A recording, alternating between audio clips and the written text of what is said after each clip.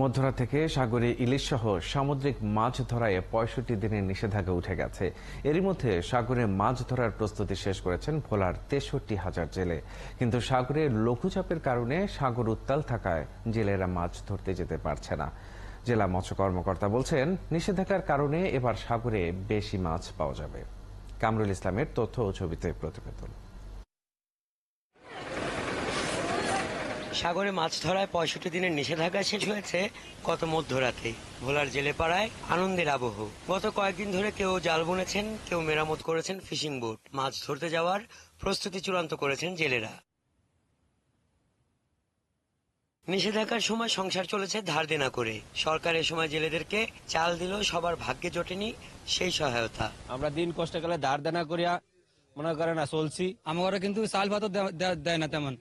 আমাকে যা জিগা কি বা কই সাগরে পড়বে, চাল পাইবা না, চাল দাইলও দেয় না। এখন সাগরে জালে ধরা পড়বে মাছ, কাটবে সংকট, এমন আশা করছেন জেলেরা। তবে আজই সাগরে যেতে পারছেন না তারা, কারণ সাগরে চলছে নিম্নচাপের বৈরী আবহাওয়া। আমরা যে সাগরে যাওয়ার জন্য যে জাল ফাল সব রেডি করে রাখছি, এখন যে বান থেকে আমরা যাইতে পারি না, অনেক ঋণ হয়ে গেছি। যদি এই বান যায়, আমরা যে সাগরে যাওয়ার আশা। আবহাওয়া পরিস্থিতি ভালো না, আবহাওয়া যদি ভালো হয় তাহলে আমরা সাগরে নামিয়ে যাবো।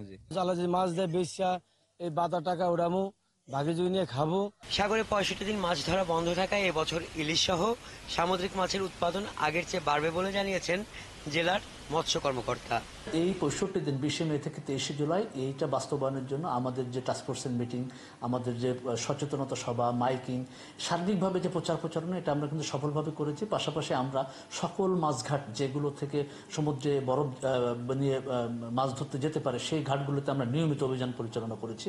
মাছের প্রজনন ও উৎপাদন বাড়াতে গত ২০ মে থেকে ২৩ জুলাই পর্যন্ত সাগরে বন্ধ থাকে মাছ শিকার। এ সময় নিবন্ধিত প্রত্যেক জেলেকে ২ মাসে ৮৫ কেজি চাল দেয় সরকার। হাসান আহমেদ, ৭১।